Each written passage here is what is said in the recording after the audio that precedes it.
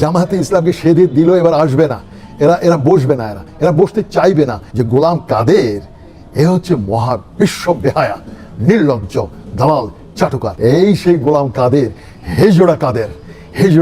2026-এ যে নির্বাচনের কথা আপনি বলছেন, এটা আসন বন্টনের নির্বাচন, যেটাকে আপনি অন্যভাবে বলতে পারেন নির্বাচন নয়, প্রহসন। আসন ভাগাভাগি অলরেডি ফাইনালাইজের পর্যায়ে চলে গেছে, চূড়ান্ত পর্যায়ে। জামায়াতে ইসলামকে 80 আসন অলরেডি দেওয়ার জন্যে হাতে পায়ে ধরে বসে আছে। 80 আসন, 80, যেটাকে ইংরেজিতে বলা 80 সিটস। আর চিলড্রেন পার্টি, যেটা ন্যাশনাল চিলড্রেন পার্টি, তাদেরকে 8টা সিট এখনো পর্যন্ত কনফার্ম করে রেখেছে। আর বিএনপিও চাইছে মেজরিটি তারা পাওয়ার নিতে। তবে আবার বলে রাখছি, যিনি ক্ষমতায় আসুন, জামায়াতে ইসলাম, তারা হবে ওয়াচ ডগ। এই ওয়াচ ডগ বলতে অনেকে হয়তো বুঝবে না যে ক্ষমতার পেছনে যে মুগুর যে হাতে থাকা, এই মুগুরধারী হবে জামায়াতে ইসলাম। সুতরাং যারা আসবে 2026-এ, এটা একটা মিক্সড একটা কিছু আসবে। আর আমি আগেও বলেছিলাম জামায়াতে ইসলামকে যদি মেজরিটি দিয়েও এবার ক্ষমতায় বসানো হয়, Jamaate Islam is too smart, very smart. Jamaate ইসলামকে সেধে দিল, এবার আসবে না, এরা বসবে না, এরা বসতে চাইবে না।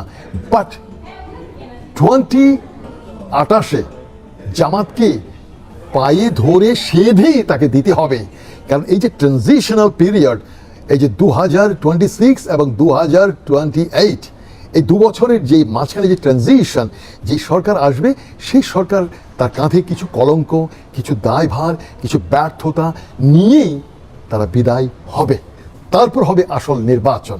আর এই ট্রানজিশন পিরিয়ড কতবারও হয়েছে, সেই 1980s-এ আপনারা অনেকেই জানেন, 86 থেকে 88, আবার বিএনপির সময় একবার দেখেছেন 1996 তো 6 মাসের জন্য একবার এসেছিল। এইভাবে কিন্তু খণ্ড সময়ের জন্য কিন্তু অতীতেও বিভিন্ন দল ক্ষমতায় এসেছিল। আর আপনি জাতীয় পার্টির কথা বলছিলেন, জাতীয় হেজড়া পার্টি, সেই গোলাম, আমি বলবো এ হলো দাদাদের চাটুকার, নির্লজ্জ একটা বেহায়া।